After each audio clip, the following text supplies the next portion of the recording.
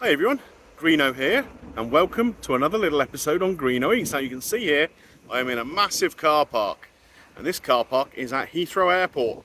I'm going to pop overseas for a couple of days, so I thought we'd have a quick little look in the airport, maybe see if we can sneak into an airport lounge and see what it's all about there. Let's go take a look.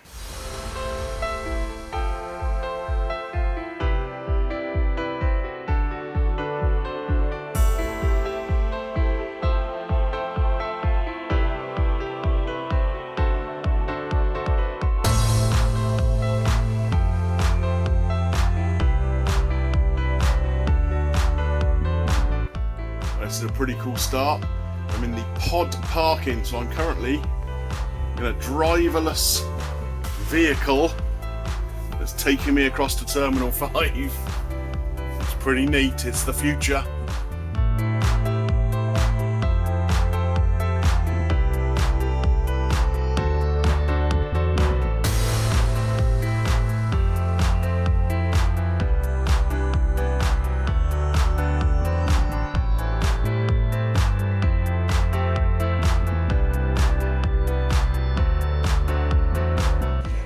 So behind me, folks, we have the Plaza Premium Lounge. That's where we're going to be trying to get into this afternoon. I have a card that should let me in, assuming they're not too busy. Let's give it a go.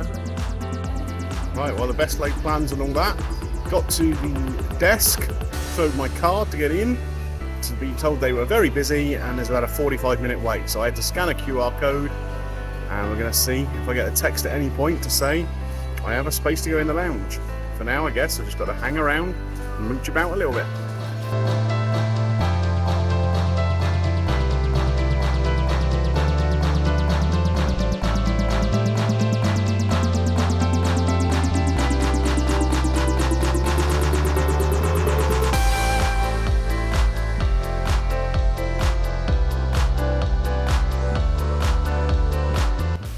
So there's quite a lot of swanky shops here in Terminal 5 at Heathrow. Behind me we have Fortnum & Mason, which is quite well known.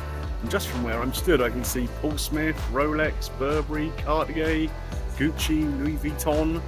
There's obviously people with a few quid to spend before I got on a plane, that's for sure. Okay, we're in the lounge now, folks. It took about 35 minutes in the queue, I reckon. Just had a little mooch about, as you saw. So we're going to go and get something to eat, get a quick drink, and have a little look around the lounge, see how it is.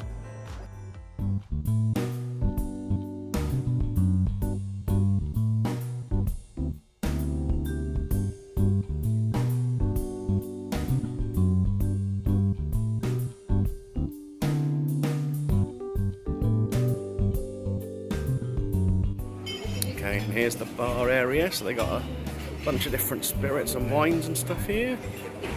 And notice, if I look a bit further down the other end, there's a couple of pumps there with some fizzy lager on them.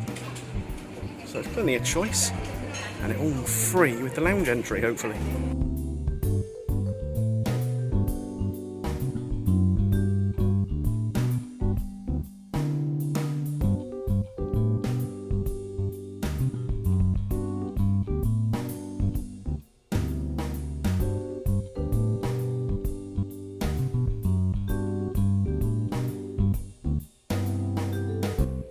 Okay guys, so I've got a selection of a couple of little bits and bobs. Got some of the rice, some of the Cambodian curry and the dal to go with it, so that looks pretty good. Also got a few of the little cold bits. So I've got some of the beetroot salad, the potato salad, the couscous, and the Italian chicken sandwich and the falafel wrap. So there's plenty to try. A couple of beers to wash it all down to. They're only little beers, so I got two, save me getting up again.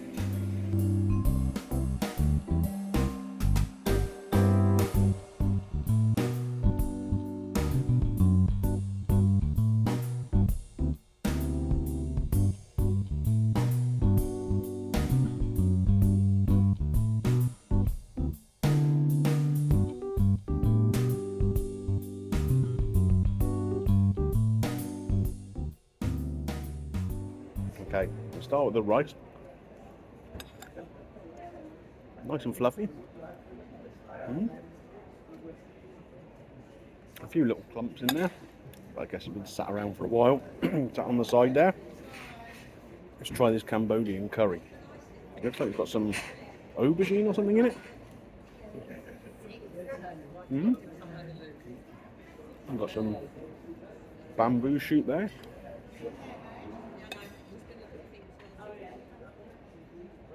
As you can see here, we have chicken, a bit of aubergine there. I don't really like aubergine, but I think most things in a curry you can deal with, can't you? Very mild, but quite flavoursome. Let's try this dal. Always order dal if we're having a curry, so hopefully this will be good. The red lentil and chickpea.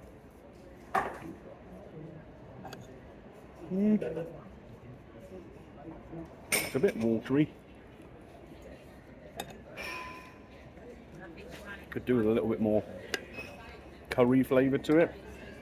Maybe a few more lentils to have cooked down in there, so that it kind of thickens the sauce a little bit. But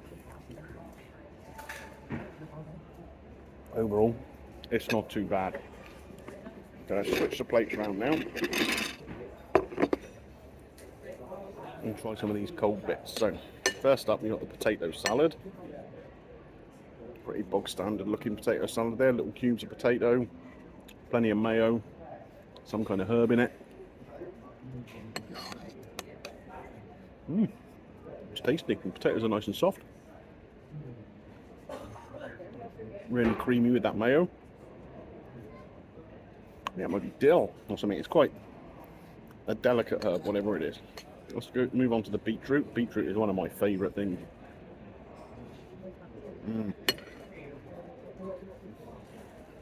Yeah, that's nice. So it's a beetroot salad with a little bit of a vinaigrette kind of dressing on there.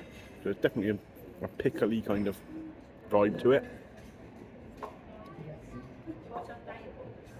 But it's earthy and it's sweet. That's tasty. A couscous salad. It's got little bits of all sorts of veg and peppers and stuff.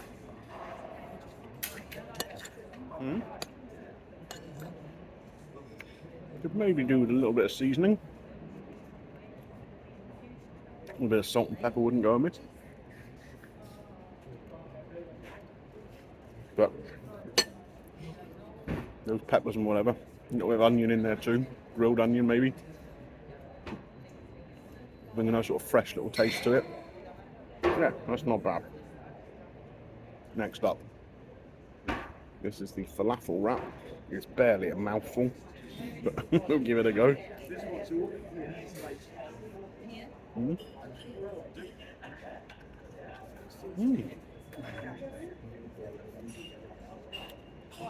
Quite a delicately flavoured falafel in there. Normally they're very, very herby and garlicky, but this one's, I don't know, been toned down a little bit. But it's not unpleasant, it's quite nice. And then last but by no means least, we've got this Italian chicken sandwich.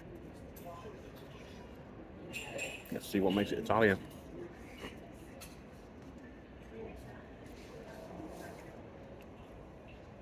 Oh, that's tasty. Nice marinated chicken. And kind of like a creamy tomato mayo. A little bit of basil or something in there. Do you know what? That's probably the star of the show. It's a simple little sandwich. It's really tasty.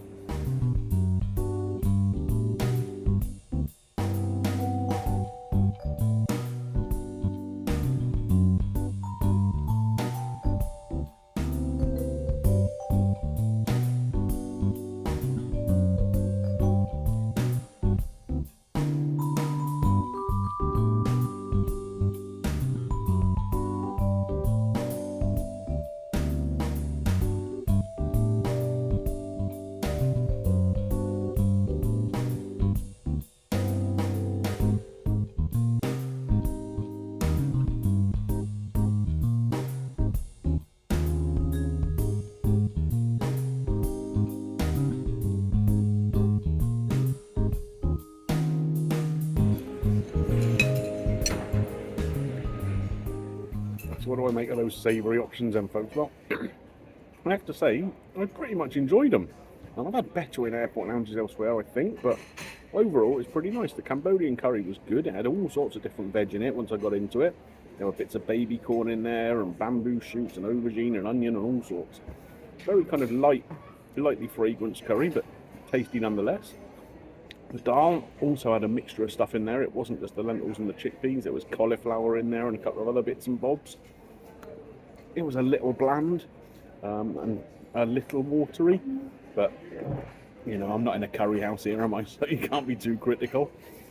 The rice was good, complemented everything pretty nicely. The cold stuff I think was probably better though. The potato salad was very nice. The beetroot salad was delicious. The couscous, a bit of seasoning would have really helped that out, but it was tasty enough. The falafel wrap, so-so, but that Italian chicken sandwich was great. Really, really tasty. I'm tempted to get another one, but I'm going to go and see if they got any of that apricot crumble kicking around, just to finish off the meal.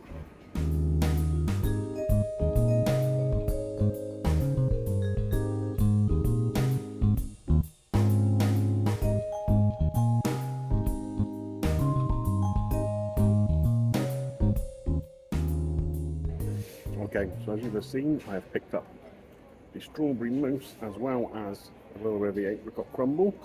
Let's get the strawberry mousse to go first.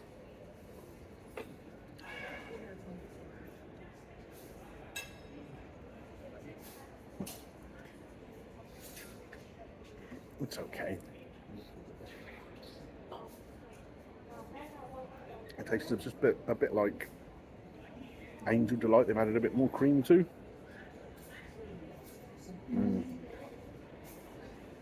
Well, that really synthetic strawberry flavour you get with like cheap strawberry ice cream.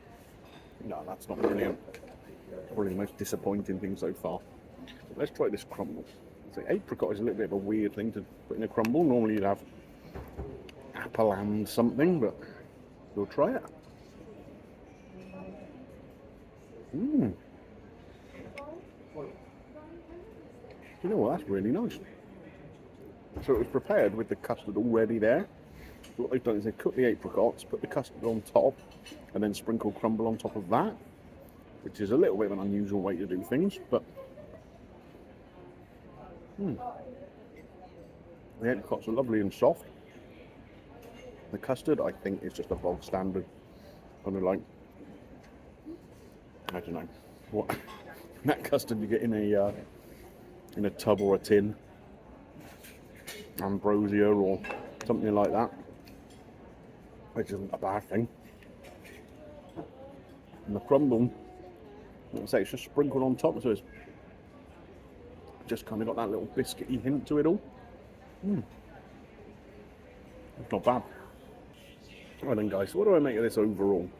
So I think if you pay on the gate to get in, it's about £30 or £35 to come in. Fortunately, I've got a card that I get through my bank, which means I get free access basically. As I'm saying now, I have to pay for the bank account, so probably not. Nothing is for free, is it really? But I think I'm a bit surprised there was that 30 to 40 minute wait, because when I came in, it wasn't that busy.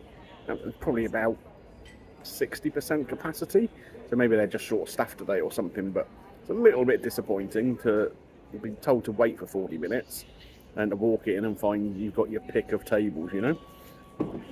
In terms of the actual food and drink offering, the drinks, yeah, there is a free element to it, but there's only one beer you can have, and one type of white wine, one type of red wine, and a very kind of basic spirits. Everything else is chargeable, so it's not a great deal there. Fortunately, you know, I'm happy enough with the draft beer, that's fine. The hot food was okay, if unspectacular. Like I say, I've had better in other lounges, even within Heathrow. I think there's one in Terminal 3 I've used, where they bring you cheese boards and all that kind of stuff. Not here. I did have a little bit of cheese, but it was just like a sort of 20 gram piece of it put in plastic wrapping, a bit like a cheese string. So that wasn't brilliant. So yeah, like I said, the hot food was okay. The curry bits were all right. Could have done with a little bit more oomph to them, but I suppose they have to cater to all palates, don't they?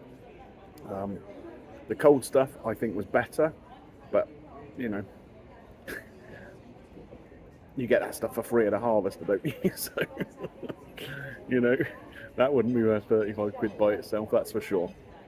I do like to use a lounge if I'm travelling, having the free card, because obviously it means you've got a little bit more space.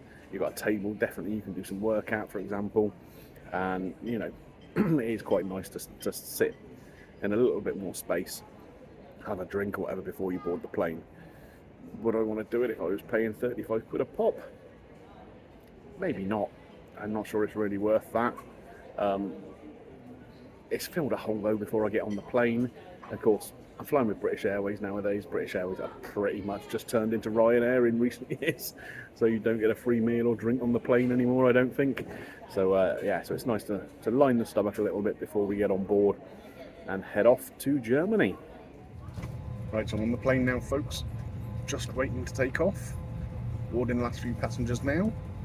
I hope you enjoyed this little video today. A little look around Terminal 5 at Heathrow and the Plaza Lounge. Wasn't too bad, was it? Anyway, if you have enjoyed the video, don't forget to click the little thumbs up on there. If you're new around here or you're not yet subscribed to the channel, why not consider clicking the subscribe button and dinging the little bell for notifications, and then you won't miss any of the content that comes up on the channel. Anyway, that's it from me for now. This is Greeno over and out. I will catch you on the next one. Bye for now.